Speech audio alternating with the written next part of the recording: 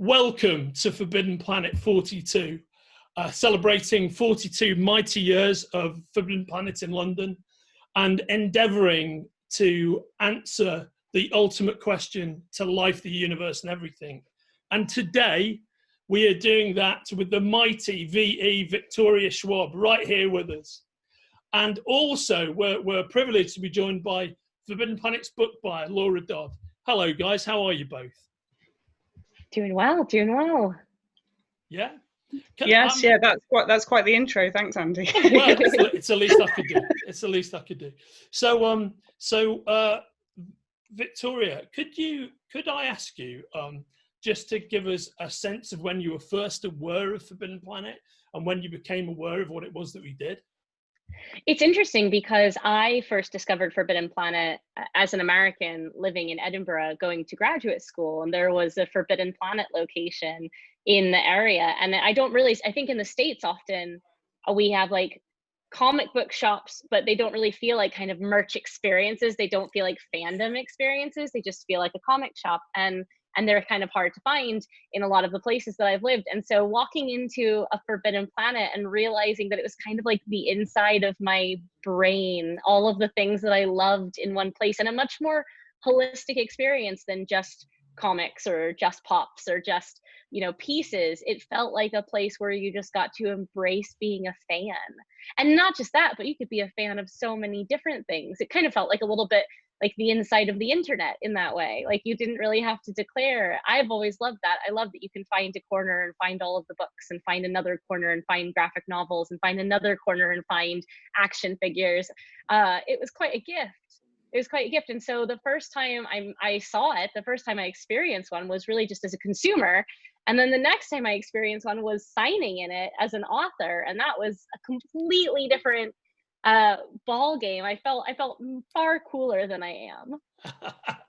I to be honest, if you read a look of your work, you'll realize that's not true. And in fact, Victoria is extremely cool. Have you got any particular memories from your signing or images or whatnot that come forth when you think about it? I mean, so I'm a very distractible person, and I just remember the very first time I signed there, I was continually kind of looking around at all of the different bits and bobs of different fandom series. I kind of just wanted to go shopping. So I had the really fun banners behind that you've got, and I did feel quite a little bit of an imposter, because it's such an establishment. It's such an important experience to get to be on that side of the signing table. Just felt like, how did I get here? Who let me in? And when are they going to kick me back out? Because I'm sure it's going to happen soon. And so I had a really, really wonderful first signing experience at Forbidden Planet. And it kind of has just spoiled me ever since.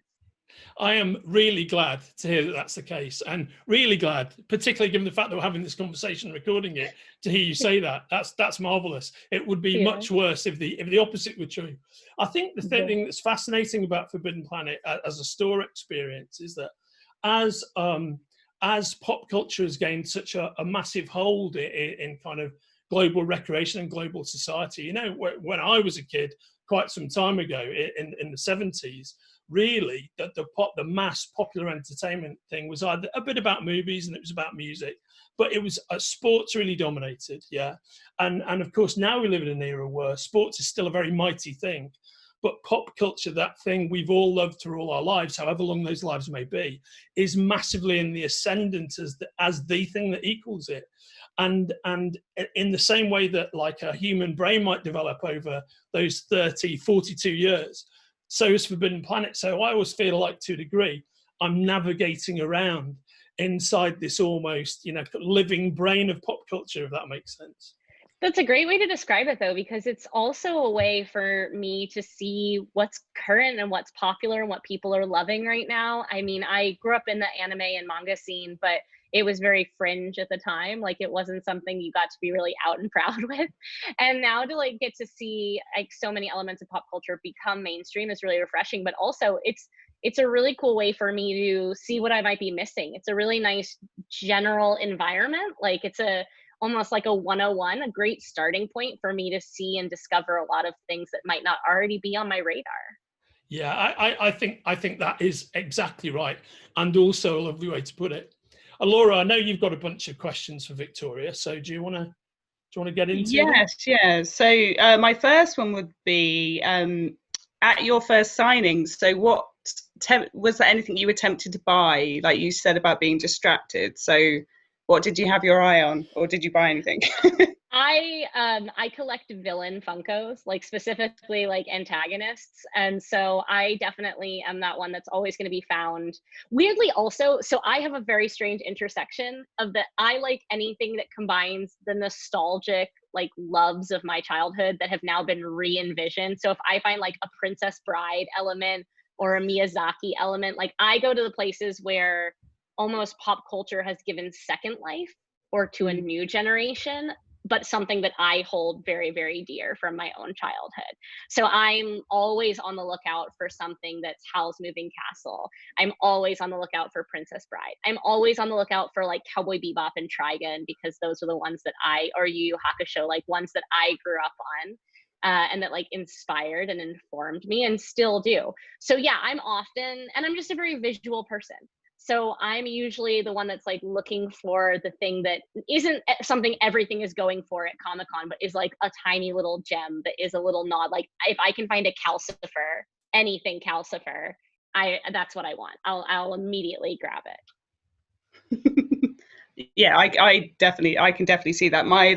My favorite thing, I managed to get a Link Kirby from San Diego last year. Yeah. And like whenever I'm just having like a down day, I just like cuddle up with Kirby and like do my orders and stuff, and I'm just like, this is, yeah, I totally get that. I carry it around like, because I like to keep a pillow with me on tour, like something that's just kind of like, because you end up in a lot of trains and you just want to rest your head on something. And so for an entire tour season, I carried around a stuffed Appa from Avatar: The Last Airbender. It was to this day the most comfortable pillow that I've ever had. Like I love anything I can dual purpose, right? Like a keychain is great, but I can put my head on a pillow. Yes, yeah, exactly. That functional element to it, I think, is the perfect marriage of, you know, pop culture resonance and being able to use it in your life.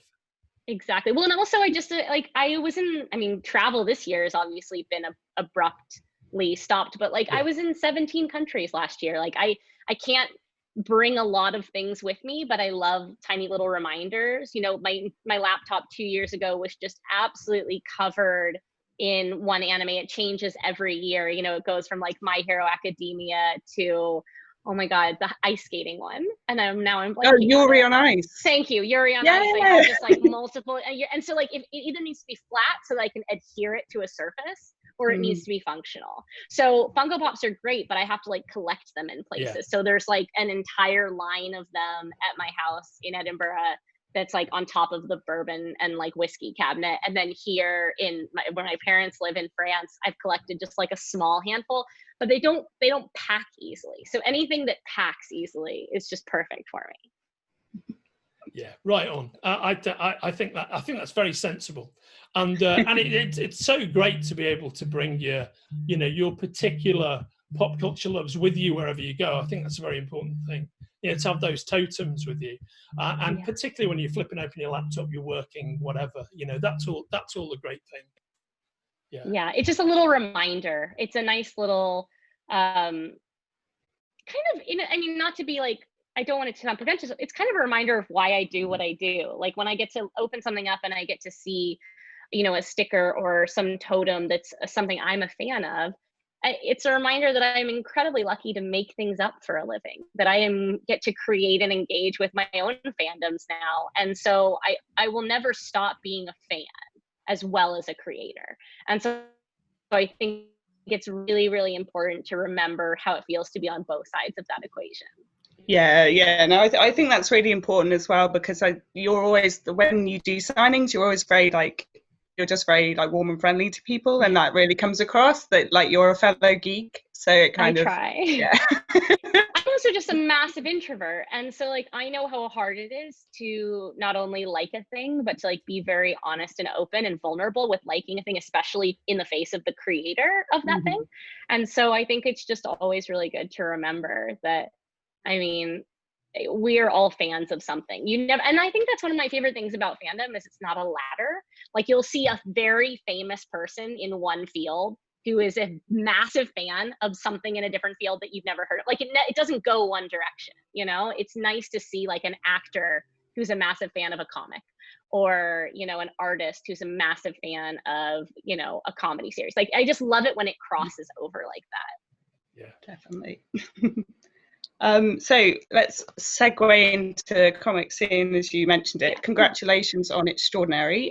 Can you tell us anything much at this point? Because I know So Extraordinary is set in the world of another one of my book series, the Villains series. It's set in a world that's very, very much like ours, except that near-death experiences can, under the right circumstances, lead to superpowers. And kind of the idea behind the entire book series is that superpowers do not make you a better person. They probably make you a worse person, because we're flawed, and all of the things, all the grievances, all of the resentments and vendettas that you don't get to act on because you know better and you don't have the power, suddenly you're thrust into an environment where if you survive this near-death experience, if you have the right headspace and the right drive, you not only have the sudden ability to act on all of those grievances, you are also missing the sense of consequence, the conscience. Something disappears as well. And so essentially what you end up with is an entire world of villains. Not like a world of them, but my cast is all villains. And so the books follow one group through this life, Victor and Eli, and then the comics Extraordinary are set between the two books. The two books are set 5 years apart, and the events of the comic are set between the two books and follow a different cast, but they, as with all of my stories, there is overlap. So you will meet some fan favorites from the books in the comics, but essentially follows a teenage girl named Charlotte Tills, who almost dies in a bus crash and comes back with the ability to see other people's futures and deaths in all reflective surfaces. So she's being kind of tormented with other people's lives, and she can also see her own. The problem is, in her surfaces, she only sees one person over and over and over again. She sees her murderer. And the murderer happens to be a man named Eli Ever, who is the main villain from the books. And so she sets out to find Eli and confront and see if she can change her fate. Wow. I know we talked about this just recently, actually, for San Diego. And that the announcement of the book got a great reaction from the San Diego crowd, which must be really gratifying. I just can't wait to see it. What was the thing that inspired you to jump into writing comics, having had such a successful book career? I love the visual medium. I love comics and graphic novels. I've always read them. I've always been a consumer of them. And interestingly enough, like I'm getting into more TV and film work now because my brain works automatically in a visual way. I almost feel like when I'm writing novels, I'm trying to play a movie in my head and then transcribe it in a way that other people can play the movie in their head. Seems about roundabout way of doing a visual medium, but it's something that I love. And so comics have offered me an opportunity to explore a much more literal translation with also an interesting aspect in that I get to explore somebody else's translation, right? I'm creating the directives, but an artist is bringing it to life. It's a much more collaborative experience, and it's just really cool. And to get to do things with like Charlotte's power, this ability to see things in reflective surfaces, creates such a cool aspect for a creator, for an artist to get to bring to life. And so there are moments like that. There were moments in the Shades of Magic series that I just thought, oh, I'd love to see this. And getting to see it in the comics. I had a similar experience with Vicious and Vengeful with the books, where I was like, there are some superpowers you just want to see. And so now getting to work with this, it just provides a different opportunity. I don't think one's better than the other. I think they provide different challenges and different rewards. And because I'm creating comics that are set within my own fictional world, I'm essentially bonus materialing myself, right? I'm creating an environment where I get to see my own worlds brought to life. So it's very selfish. It's very delightful for me. It's a gift to me because essentially it's professionally commissioned fan art and fan fiction. Like I get to see my worlds brought to life in a way I've always wanted, and to get to see it through the hands of artists is just, I mean, it's a gift. Why wouldn't I do this? I think it's beautifully selfish, to be honest, and maybe that's the hashtag we'll use. You know, when Yes. on launch. But it's also like I get to play in my own sandbox, right? And I work in kind of visual themes already in my novels. And so it's a really natural extension. And, you know, most of the projects that I translate into comics are also in the works for TV and film, but TV and film can take like a decade and 7 different tries. I always look at like Good Omens took 29 years. And so it's really nice. Like, while I'd love to see the works in other visual mediums as well, this is a really nice step on the road to that, to get to see and have this dream fulfilled along the way, and also just to introduce my worlds to new readers. Yeah, no, I think it works on so many levels. It's interesting, actually. You mentioned about TV and film. That's something Laura and I were discussing before. You had a question about that, didn't you, mate? Yes, yeah, we were talking about, obviously very excited about the Shades of Magic Disney series, and obviously the John Wick element is going to be good. So what can you tell us about this particular project, and kind of how much involvement have you had on this? Probably not as much as I would like to tell. I mean, it's hard. Something like Shades of Magic, you know, it's in development at a really big studio. It's with the team at Sony and Columbia Pictures. It's the team behind Spider-Man and behind Jumanji, and a lot of like kind of the big spectacle pieces. And I'm just a really big fan of John Wick, so getting to watch Derek work, you know, I'm excited to see what he does. The script's in revision right now, so we'll see. I think it's so interesting because every creative process is really slow, and film and television put all of the others to shame in terms of how long a thing takes. I mean, this project has been in development at Sony for 4 years almost. Yeah. And we're like still in the script phase. So everything is really slow until it's not. I'm not as closely involved on this as I am on a few of my others, only because I'm not writing this one, and I'm writing a few others that I can't talk about. But like, I would say that adaptation is something very close to my heart, and as impatient as it can feel, like I some days just want to see it. I'm like, just make it. Doesn't even have to be good. Just make it. I have to like slow myself down and remind myself, like, no, you only really get one shot, and it would be better to take more time and have it be good than to have it be made quickly and kind of half-assed. It's that Ron Swanson quote, right? Don't like half-ass two things, whole-ass one thing. Like, it's better to take the time that a project needs, but it can also, I know, be really frustrating to fans when something takes a long time. And I hope they just understand, like, I'm the most impatient fan there is. Like, I want to see everything brought to life. There's absolutely nothing worse than taking a beautifully nurtured property and getting it wrong when you adapt it to another media. You know, and what was it? Into the Spider-Verse took like 6-7 years to make. And that's so worth it, right? You know, I mean, just worth it. The perfect evocation of that. And I think you want them to take that time with things and want them to craft it in that way. Because it's hard. I try to be patient. I try to remind myself of that on days when I'm just like, come on, guys, somebody give me some news here. But I do have to believe in the end that it's always worth the wait. Right on. 10 years from now, people remember greatness, and they've completely forgotten about deadlines and that sense of thwarted expectation. Exactly. They just remember how much they love something. I think that's very well said. Is there any particular adaptations that you're looking forward to? Any other book adaptations coming up?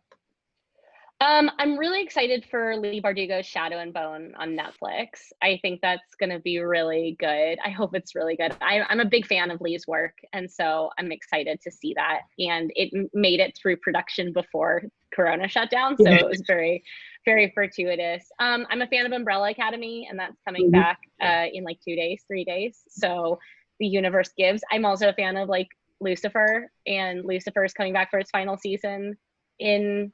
I realize those are all Netflix, but I watch a lot of Netflix. Yeah, it's hard. I don't think, this is a terrible thing to say, I don't think I'm always really up to speed on what's been optioned, because I know how many steps there are after something getting optioned until I like see a trailer for something. much the same way I'm what I call a popcorn optimist. Like the moment I can sit down with a bucket of popcorn and watch one of my projects, I will believe it happened. And until then, it hasn't actually happened, right? Like things just don't happen. So I'm a popcorn optimist for all the adaptations as well. I don't know. I grew up in anime and manga, but I didn't grow up in gaming. And so there's like a lot of things that I feel like I'm not as aware of, whether I just didn't come up through a specific fandom or world building. Like I think like I'm like not of the ilk of like The Witcher. I have less experience in like some of those worlds than I do in like the comic book worlds. So I always feel like I have a lot of blind spots that I don't even know about until someone's like, aren't you so excited for that? And I'm like, what is that? I have no idea what you're talking about, but I'm excited to find it. I just think we live in a time of such an abundance of entertainment, thank God, because I like genuinely, I hit the bottom of the rabbit hole last night. I was like Googling which is the best season of Real Housewives, because I just am like, I think I'm running out of television. I think I'm genuinely running out. But no, I'm excited. I'm excited for the second season of the Philip Pullman adaptation. There's always something. There's always something really good. What about you guys? Oh, I've always wanted them to do Sabriel, and I think they should do like this mammoth, like gorgeous keys. Oh, it'd be gorgeous. I said this every time Garth manages to come in to sign, we normally pester him about is there anything happening with this? Yeah. So, it would just be lush. It's one of my favorite books. God, and it's hard to, well, it's not hard to believe it's like 21 years old or 22 years old now, but it's so timeless. Like I reread it again this year, and it's that does make me think of Sandman. I'm also like very excited for Sandman. Yes. Oh yeah, definitely. Right. Yeah. Like I can't help myself on that. Yeah. Sorry, you're talking about the Audible adaptation that's just No, I'm waiting for the Netflix show. Oh, the Netflix show will be amazing. So a recommendation I made is the guy who produced and directed the Audible adaptation is a good friend of mine. It's called Dirk Maggs, and that is fantastic. It's really good. I've heard. The voices are so well cast. I've been saving it for like a weekend when I want to do nothing else and just basically like fall into Neil's world and the voices. Yeah. I'm a huge Neil Gaiman fan, everybody knows, and so I'm excited to just like have a free, like I might just take a free day. I'm really bad at taking weekends, but I've had it kind of like earmarked because it looked amazing. Yeah, I think it's wonderful to be able to savor those things in the way you're just suggesting. For me, I guess the thing that I'm looking forward to the most would probably be the second season of The Boys. I really enjoyed the first season of The Boys. So good. Yeah, so good, right? So good. Yeah. Like really so disturbing. And I loved, I mean, I watched it in a single sitting, and then I made my whole family watch it. Yeah. They don't watch things in single sittings the way I do, but we watched it in like 3 days. Vicious and Vengeful, my villains books have a tonal similarity to The Boys. Oh, fantastic. Yeah. I mean, it's a great piece of work, and I think it equals and in some respects improves upon the source material, which as a creator is what you want, you know. And absolutely. I think it's so good, and it holds up to repeat viewing, I think. When an adaptation is done well, it is its own entity, right? Like when an adaptation is done well, you don't need to know that there was source material. Yes, but if you do know the source material, it should feel additive, not reductive. Yeah, and I think that is exactly the experience with that, for sure. Yeah, such a good show. Yeah, it's brilliant. It's the best. It is the best. Laura? Yes, yeah. So if you had the opportunity to write in another author's world, what would you have to pick? That is hard. Mostly because I think I'm so gun shy of that question, because I don't think I'd ever want to. Like it's a version of the question, like if you could have written a book that wasn't your book, which book would it be? And like the things we love, we experience them with so much affection that I wouldn't trust myself to like have to break it down, because the best works as a writer are ones that make me forget that I'm a writer, because I'm very judgmental of writing. It's very hard for me to lose myself in somebody else's words, because I'm always thinking I would have used this word. I would have done this. It's very hard. So a great book is one that makes me forget about like that assessment, that editorial brain.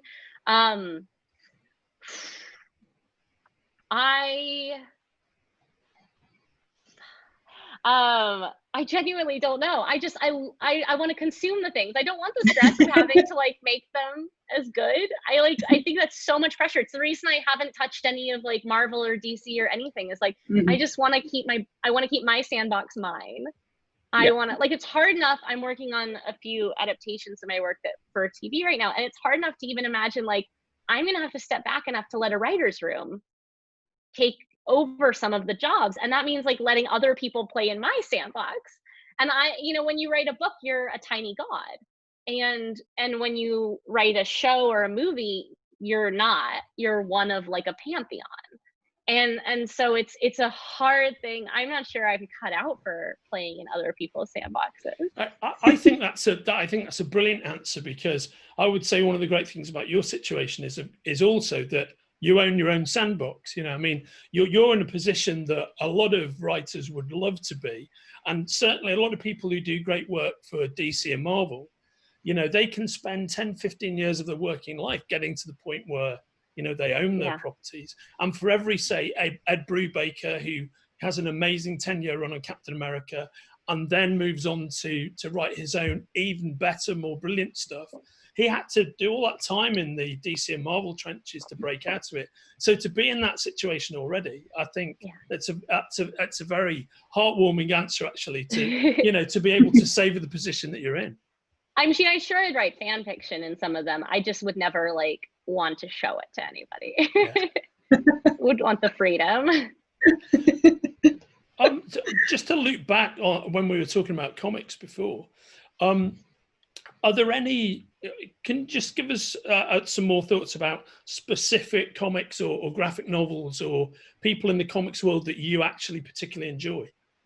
Yeah, so I mean, I grew up classic style, right? I grew up on the road between Marvel and DC, and basically made the DC exception for all of Batman, which I was madly in love with, but the rest for me was Marvel. Mostly because, again, I like villains, and Batman has a really extraordinary relationship to villains. Yes. In the Batman universe, the villains are clear personality foils to Batman. And that's why they work. And so even though I normally wouldn't like a villain that is just like anarchy for anarchy's sake, Joker is playing against all of Batman's fears. Like, Batman is a control freak, and Joker is the antithesis of control, right? And so I was really interested in the psychological pairings in Batman. But aside from that, I feel like Marvel has better, more my game of villains, right? So I grew up on the Marvel DC fault line. And then obviously discovered Sandman, really got into comics through manga and through like classic, like Rurouni Kenshin kind of style early days, like Samurai Deeper Kyo.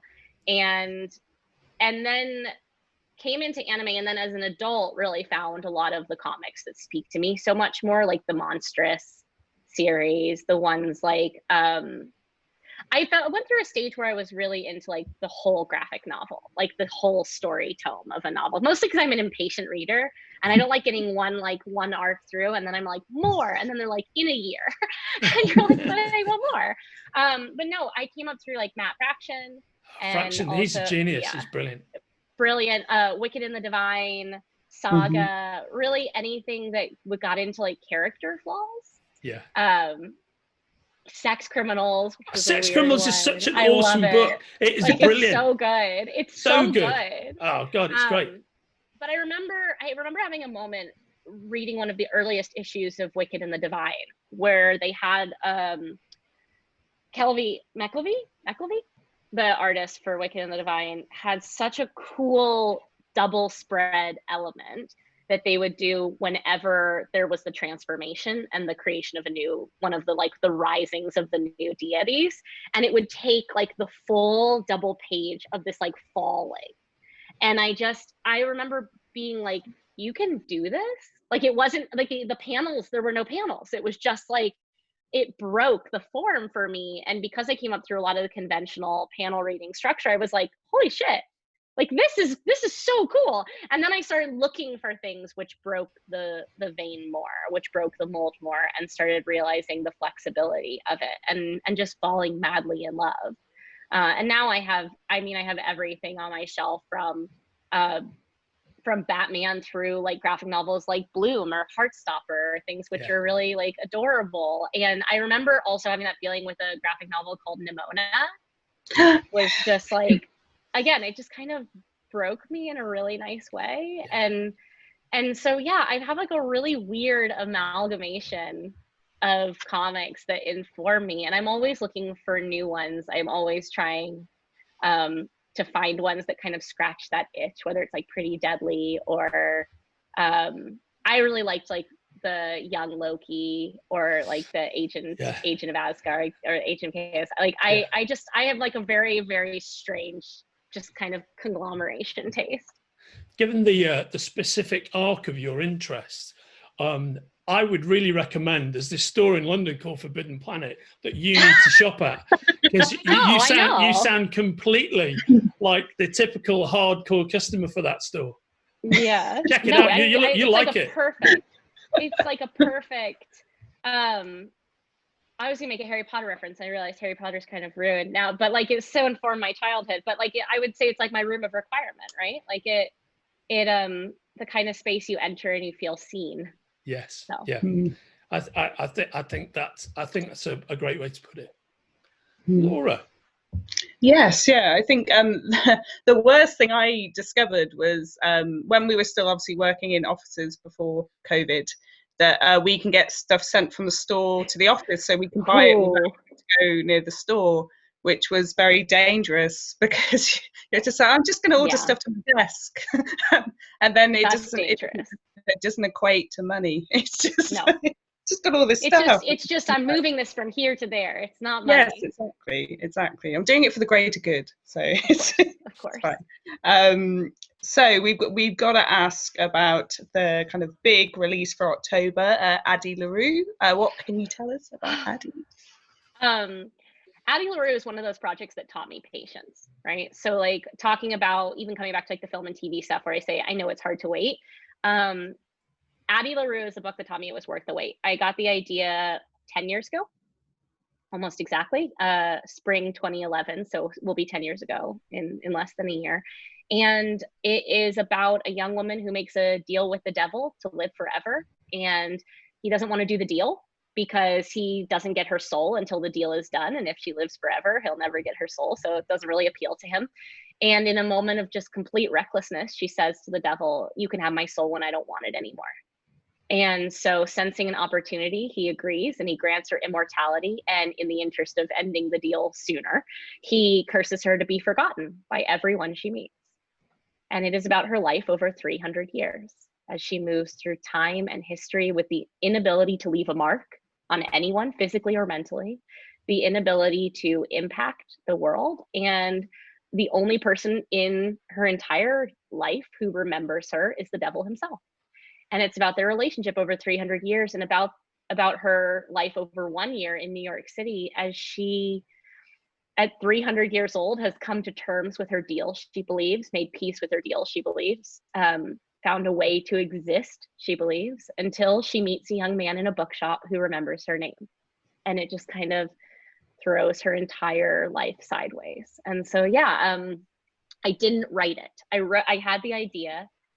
And every year, 2 years, I would check back in with the idea to see if it was ready, to see if it had steeped, to see if I understood the shape of it, and there was always something missing. First, it was the ending, because I never start a project without knowing how it ends. Then it was the voice, the tense, the plot, the twists. And then finally, about 2 years ago, so almost 8 years into the process, I thought to myself, oh my God, I'm going to die without having written this book. And like, it's going to haunt me, because I had told so many people close to me about this book. It was the book I would never write.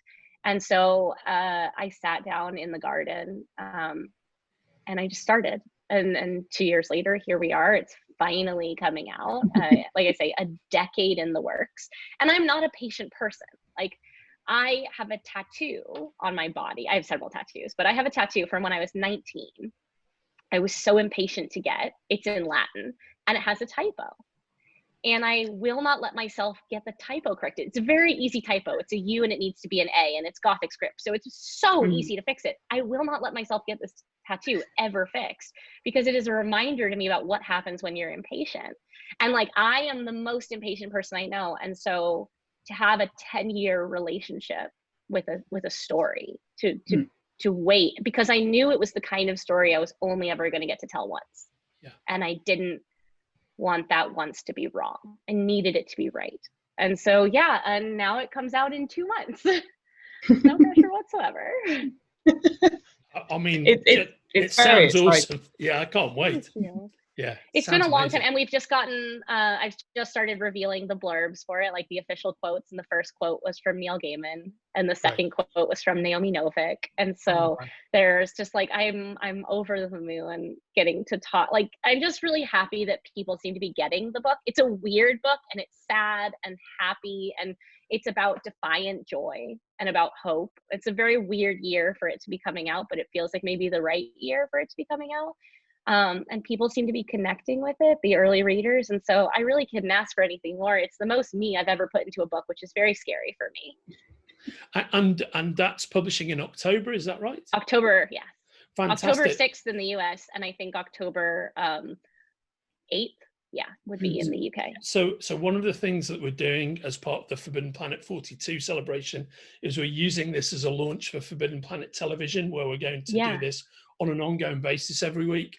And Victoria, if you're up for it, what we'd love to do is to have you come back in October and talk more specifically about the book. That would be awesome.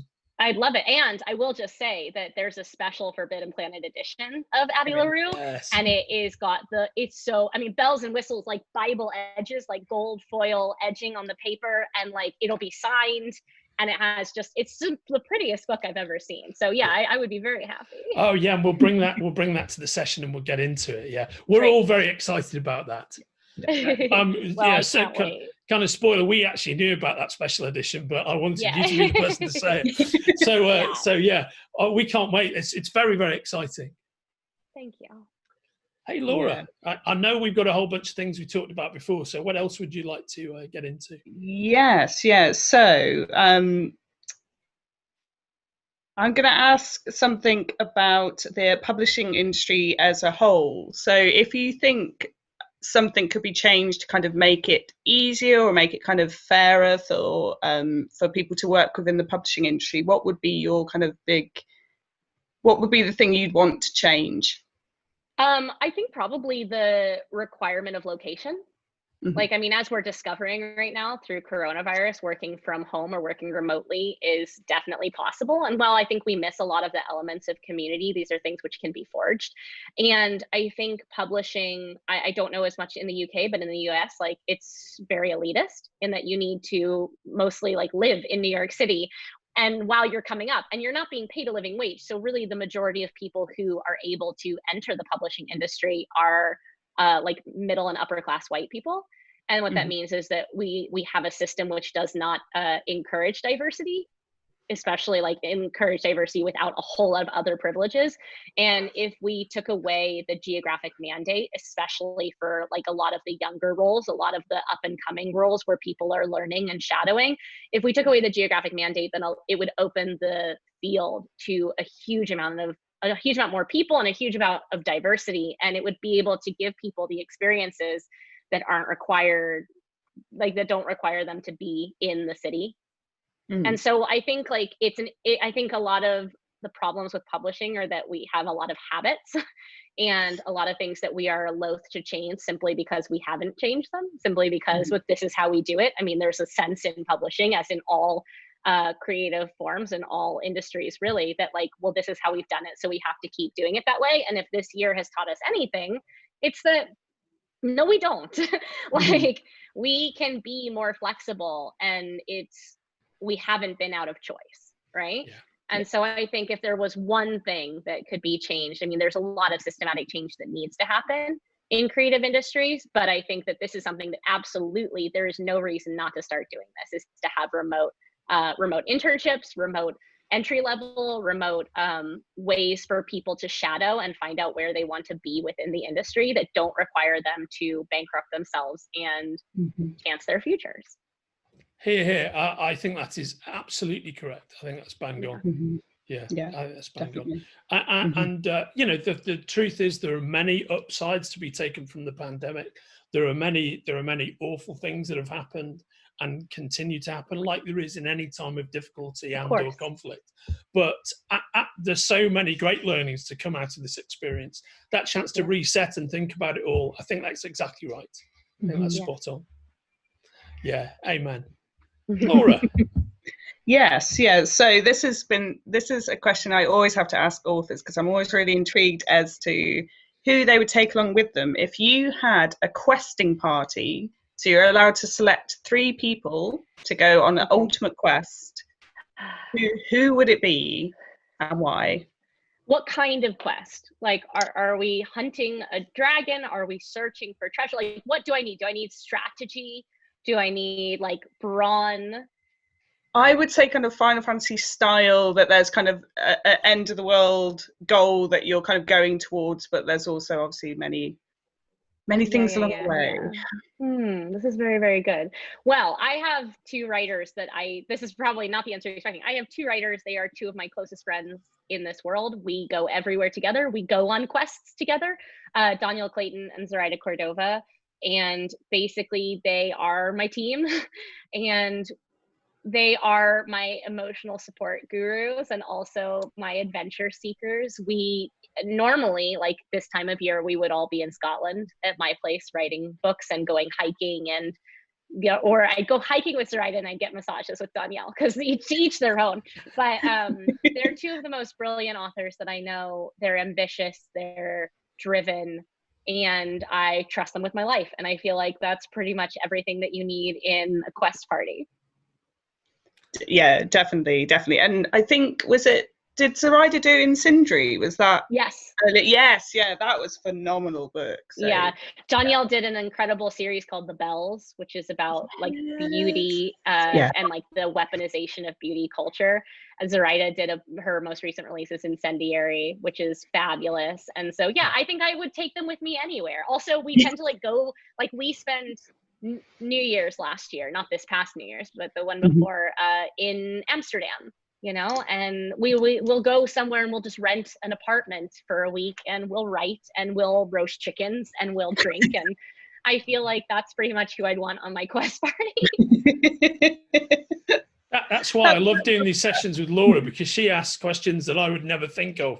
You know, I'm so literalistic about things. How did he create this? What was the circumstances? Blah, blah, blah. Yeah. I love these questions, mate. You know, I've got to think in terms of more questing party, you know, questions, you know, for my future journalistic endeavor, I must remember. It's a hard question. I like it. Yeah, me too. Yeah, there was like too many years of my teen years like locked in my room playing JRPGs, so I'm just always super intrigued as to who you would take along with you. It's so funny. I just have to tell you, because I did not grow up gaming, and it's not because I didn't want to, but it's because I know myself well enough to know I'd never write a book again, right? Like I have no self-control. So I just turned 33. I am in lockdown in France with my parents, which is where they live. And so for my 33rd birthday, my parents bought me a PS4 and a VR headset. And they wrote me a letter when they gave it to me saying like, we have made a terrible mistake and we know this. So like the PS4 will stay here in France no matter where I go. And like I already know, like I have to budget myself. Like I get to play, I'm playing God of War, and I get to play for like an hour on a Saturday, because I have so many deadlines, and I am such a competitive little shit that like I can't stop once I start a thing. Yeah, I'm completely the same, which is what at the moment I don't have a console, but with the PS5 coming out, I was just like, it's good. Maybe, Christmas, you know. But it becomes very addictive, because you set yourself kind of targets, don't you, as you do in life. So it's like, I must get to this level, or I must find this before I can go to bed. It's evil. It's evil. And I like sleep. This is the problem. Yeah. And that is indeed a recipe for not going to bed. It's like Netflix syndrome as well, right? You know, you watch an episode, starts the next one. That's a recipe. It starts automatically, and you think, well, I might as well just watch the first 5 minutes, because surely this will resolve itself. It's just a trick. It's just a sneaky trick. Absolutely. Yeah, Absolutely. Hey guys, we're lurching towards the end of our session, or galloping towards the end of our session, galloping merrily towards the end of our session. Laura, I know we were talking about future projects and threads of power before. Do you want to ask about that while we're here? Yeah, sure. So we have Threads of Power and also Black Tabs, which I'm particularly excited about. So how are both of those projects coming along? I'm so behind on everything. Though, like, it's good. So I'm working on a book right now that is not either one of those. And then I've got Threads of Power I'm also working on. Black Tabs is going to be a little farther down the line because I think I'd like to finish the Vicious trilogy first.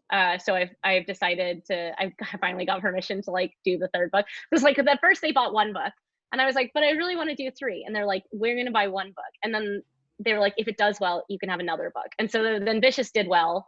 And so they're like, okay, you can have Vengeful. And I'm like, but I want to do 3. And they're like, okay, well, let's just slow down. So then finally they were like, okay, you can write the 3rd book. And so I think I'd like to finish that series and get some closure for my readers. And then Black Tabs, because I think Black Tabs, which is a sci-fi, it's like Psychopaths, which is an anime. It takes from that, and it's like Alias meets Minority Report is the way I've been describing it. I think I'd like to be able to give that like a full arc focus because it's not one book. And so, yeah, I think it's going to be Threads of Power and the 3rd Vicious book, and then Black Tabs. Awesome. So that's a whole year to. It's fine. It's just I'm currently booked through, I believe, 2025. Wow. Yeah, that's the way to do it, though. I think that's fantastic. Busy. Yeah, they keep me busy, and I've got things I haven't even been able to announce yet. I'm writing a television show, which is also that was going to be my next question. Can you give us a flavor of anything you're working on that you've not been able to talk about? Oh God, I can't. I'll get in so much trouble. It hasn't been announced yet. I wrote a short story that's becoming a television show that I'm helming, and I've written a feature film that's awesome on its way now. So adaptation of one of my projects it's coming along. Yeah. I just can't seem to stop. I seem to have a problem.